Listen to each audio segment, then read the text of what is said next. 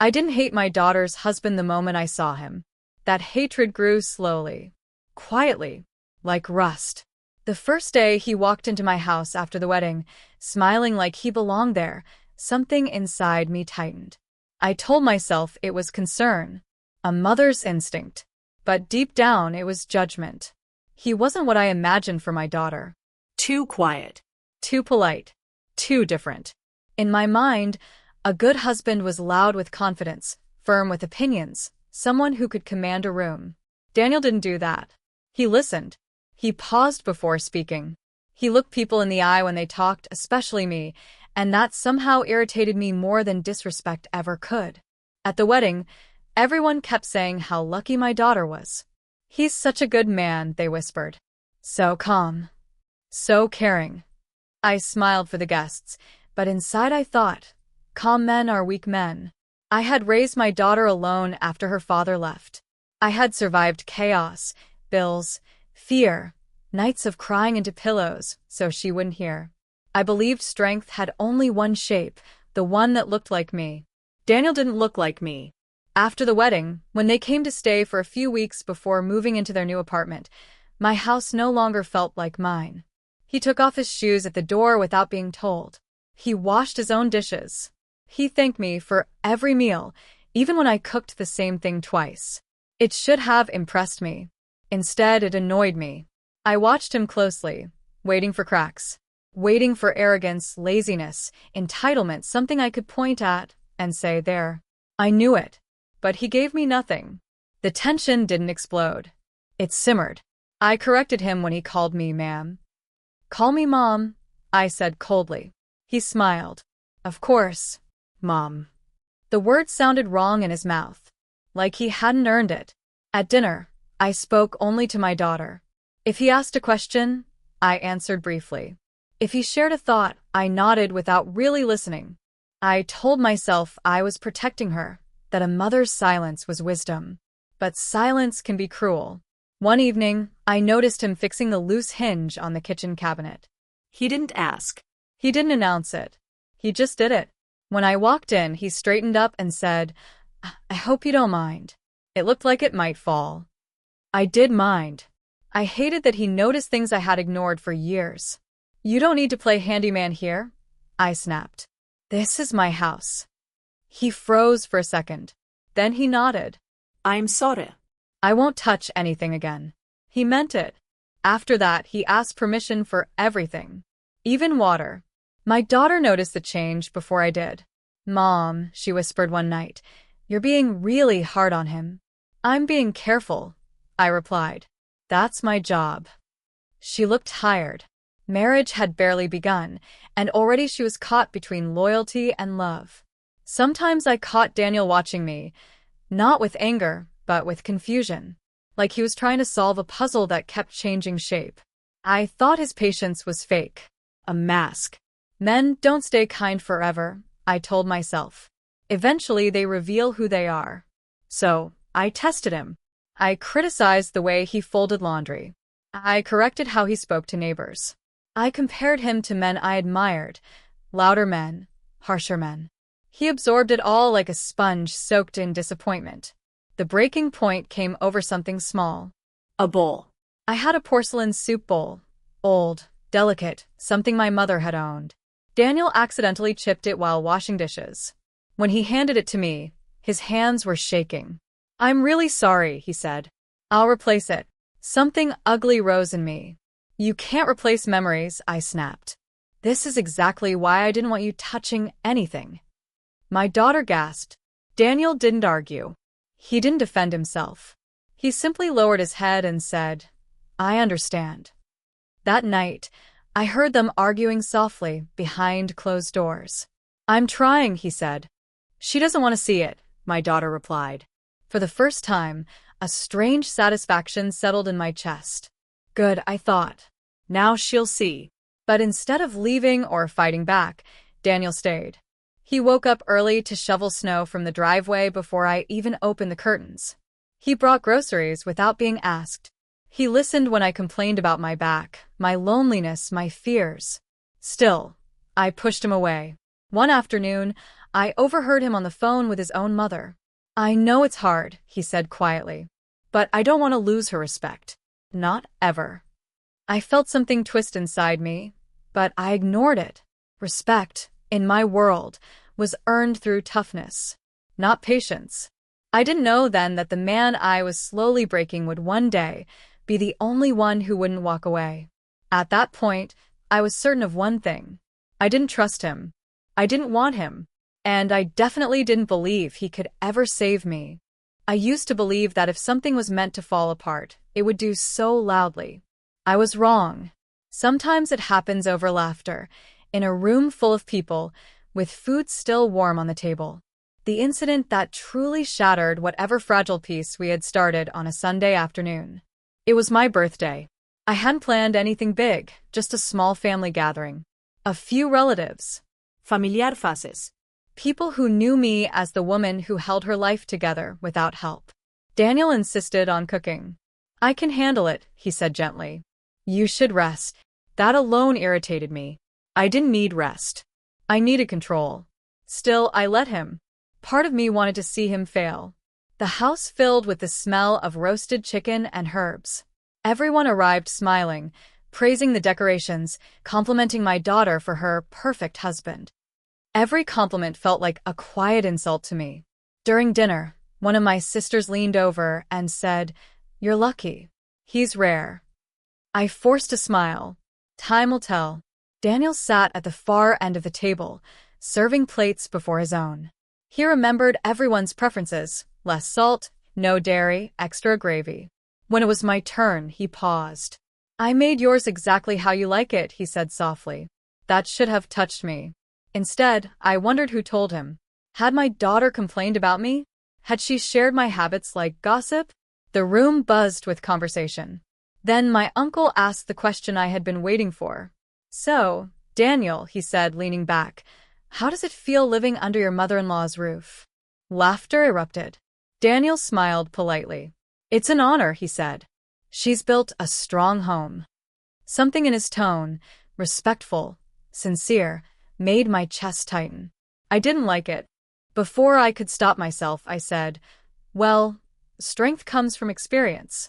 Not everyone understands that." The laughter faded. Daniel's smile stiffened, just slightly. My daughter looked at me, eyes wide with warning. Then came the moment that changed everything. My cousin stood up to toast.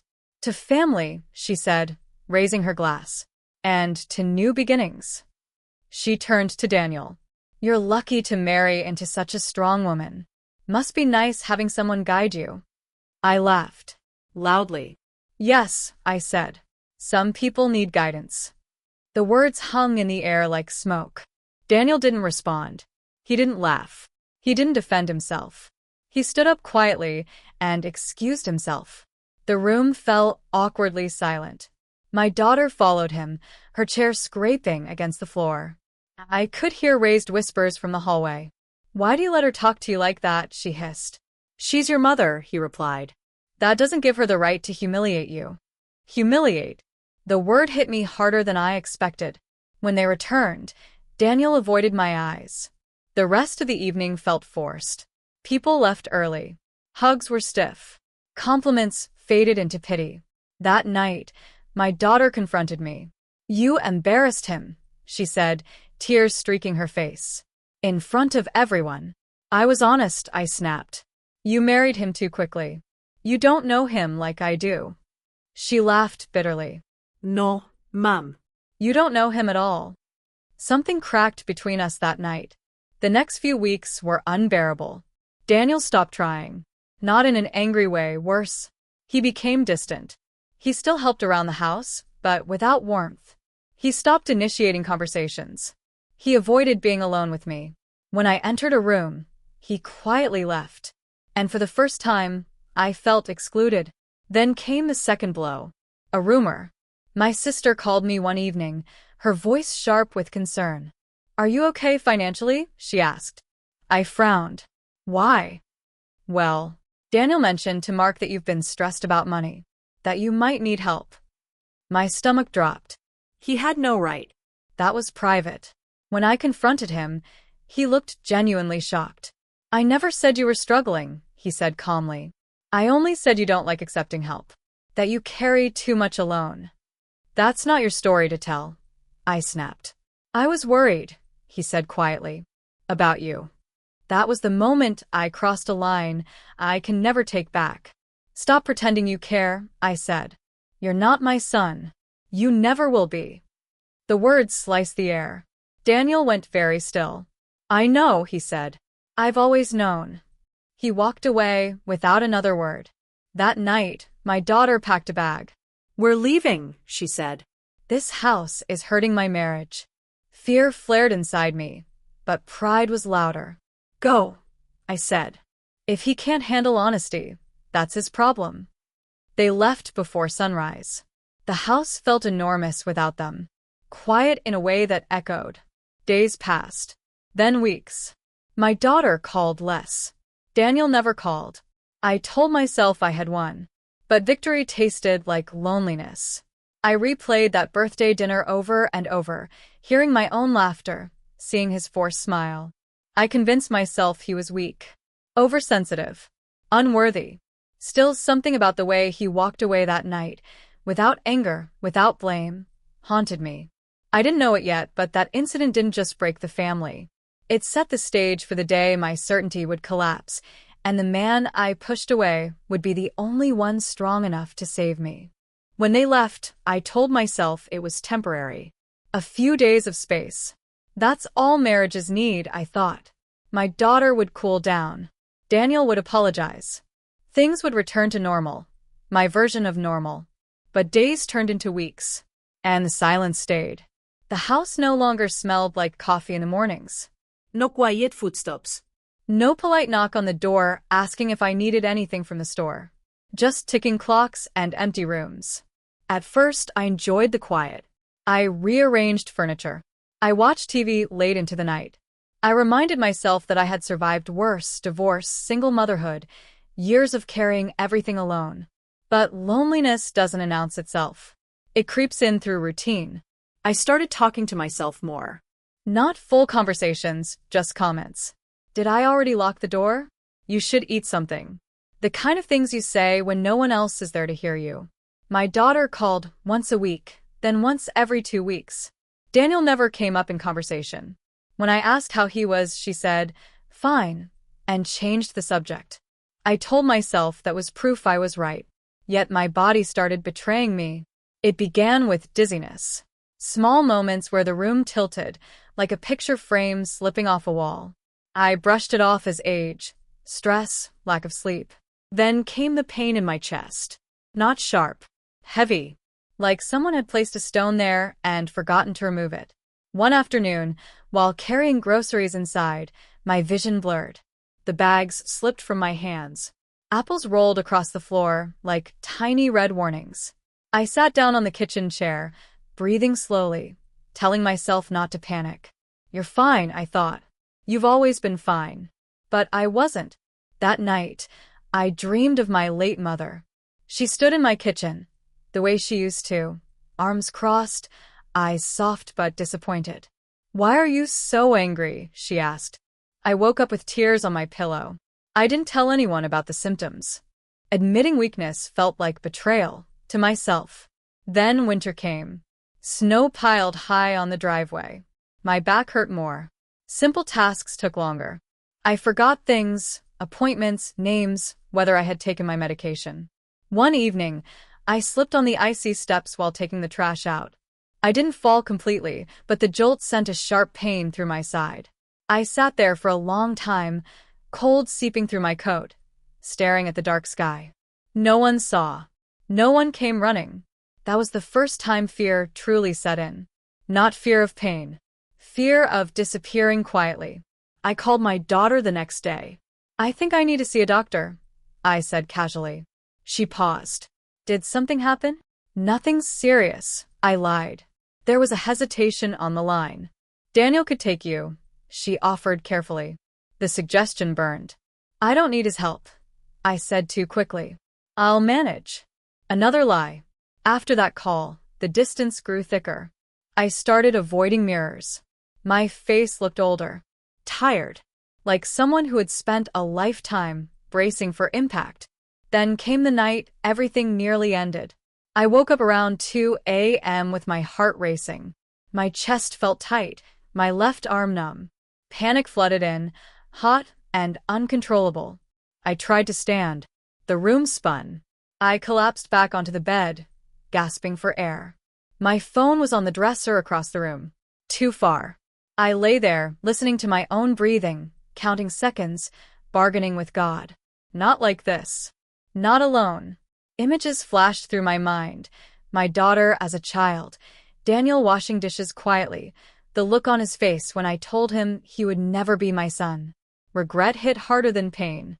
I must have passed out, because when I woke up, the sky outside was gray with early morning light. I was alive. Barely. At the hospital later that day, the doctor didn't scold me. He looked at me with concern. "You're lucky," he said. Another few hours could have been fatal. Lucky. The word felt heavy.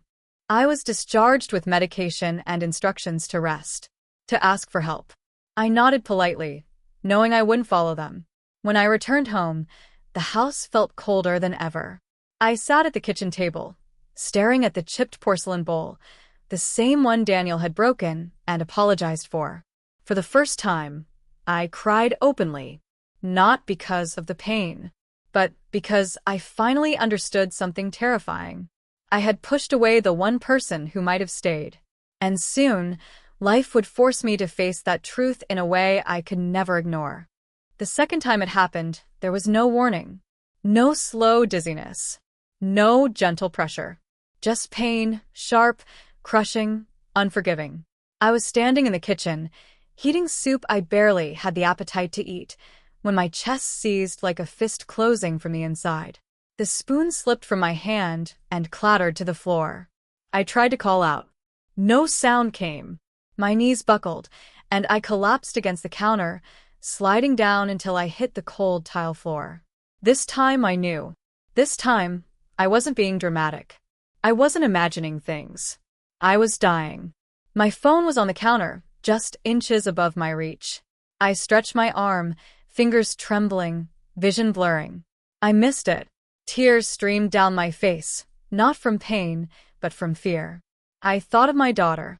I tried to picture her smile, but all I could see was the last time she walked out that door without looking back. With shaking hands, I managed to crawl closer and hit the screen. I didn't even know who I was calling. It rang once. Twice. Then I heard his voice. "Hello, Daniel." For a second, I thought I was hallucinating. I can't," I gasped.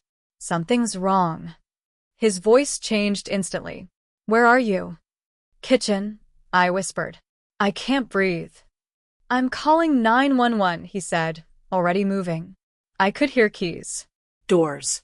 Panic he had never once shown me before. "Stay with me. Don't hang up." I wanted to apologize. I wanted to take back every cruel word. But all I could do was breathe, short, shallow breaths, while darkness crept in at the edges of my vision. I remember the sound of the front door bursting open. Footsteps running. Someone calling my name. Strong arms lifting me from the floor, pressing gently but firmly against my chest. "Look at me," Daniel said. Please. "Look at me." His face hovered above mine, pale, terrified, focused. "I'm here," he kept saying. "I've got you. You're not alone. Not alone." The ambulance arrived quickly after that, but everything blurred together. Sirens. Oxygen. Voices shouting numbers. The last thing I remember before losing consciousness was Daniel holding my hand, tight, steady, like he was afraid to let go. When I woke up, I was in a hospital bed. Machines beeped softly around me. My chest ached. My throat was dry. And Daniel was sitting beside me. He looked exhausted. His hair was messy, his eyes red, his jacket still on like he hadn't moved in hours. For a moment, I thought I was dreaming. Then he noticed I was awake. Relief washed over his face, so fast it took my breath away. "You scared us," he said quietly. Us. "Where's my daughter?" I asked. "She's on her way," he replied. "She didn't answer at first. I drove here with you. I swallowed hard. You saved me, I said. He shook his head. I just did what anyone would do. No. Iba esperar. You didn't. Anyone else might have hesitated. Anyone else might have let pride win. But he came. I turned my head slightly, tears slipping down my temples. I was awful to you, I said. I said things I can't take back. He was silent for a moment. Then he said something that shattered what was left of my defenses. I know, he said gently. But I also knew you were scared. You just didn't know how to show it. The doctor came in later and explained how close it had been. Minutes, he said. If help hadn't arrived when it did. He didn't finish the sentence. He didn't have to. After he left, Daniel stood to go. You don't have to stay, I said quickly, panic rising. I know you have work. I know you. I'm not going anywhere, he said. I looked at him, really looked at him for the first time without judgment clouding my eyes. This was not a weak man. This was a man who stayed calm while I was falling apart. A man who ran toward me when I had spent months pushing him away. A man who held my hand while my heart tried to quit. When my daughter arrived, she burst into tears at the sight of me. Then she saw Daniel. The way he stood protectively beside my bed. The way he spoke softly to her. The way he had clearly been there all along. She looked at me, eyes full of questions. And for the first time, I didn't have the strength to pretend. I was wrong, I whispered. She squeezed my hand. Daniel looked away, giving us privacy he had always given me, even when I didn't deserve it. Lying there, surrounded by machines and regret, I understood something painfully clear. The man I hated had just saved my life. And now, I would have to find a way to live with that truth. Recovery is a quiet kind of suffering. The doctors said my body would heal faster than my pride, and they were right. The days after the surgery blurred together. Medication schedules, gentle nurses, and the steady rhythm of machines reminding me that my heart was still beating. But the real pain wasn't in my chest. It was in the weight of everything I had never said. Daniel stayed. Not because he had to. Not because anyone asked him to. He stayed because that was who he was. Every morning, he brought my daughter with him before work. He adjusted my pillows, made sure I drank water, asked questions the doctors didn't think to explain. He never once mentioned the past. Never demanded an apology. That made it worse. One afternoon, when my daughter stepped out to speak with the nurse, I finally found the courage. Daniel, I said, my voice weak but steady. I owe you an apology. He looked uncomfortable. You don't owe me anything. Yes, I said. Ido. I took a breath, feeling the monitors echo my fear. I judged you because you weren't like me, I continued. I thought kindness was weakness. Silence was submission. I spent my life surviving, and I punished you for knowing how to live. His eyes glistened, but he didn't interrupt. I was afraid, I whispered. Afraid that if I respected you, I'd have to admit I was wrong. Afraid that my daughter didn't need me the way I needed to be needed. Tears slid down my face. I'm sorry for every cruel word. For pushing you out. For not seeing you. Daniel stood slowly and took my hand, the same hand he had held while saving my life. I never wanted to replace you, he said softly. I just wanted to stand beside you. That broke me. I cried the way I hadn't since my husband left. Deep, shaking sobs that carried years of bitterness out with them. When I was discharged, I didn't go home alone. They insisted I stay with them. At first, I resisted. Old habits die hard. But my body was weak, and my heart was even weaker. Living under their roof felt different from the start. Daniel didn't hover. He didn't correct me. He didn't try to prove anything. He respected my space, my opinions, my boundaries, something I had never given him. One evening, weeks later, I found him in the kitchen fixing a loose cabinet hinge. He froze when he saw me. I can stop, he said automatically. I smiled. No, I said gently. Please finish it. He looked surprised. I watched him work, careful and quiet, and suddenly remembered the day I had snapped at him for doing the same thing. Thank you, I said. For the first time, he looked at me like he truly believed it. Months passed. My strength returned slowly. My daughter laughed more. The house felt warm again.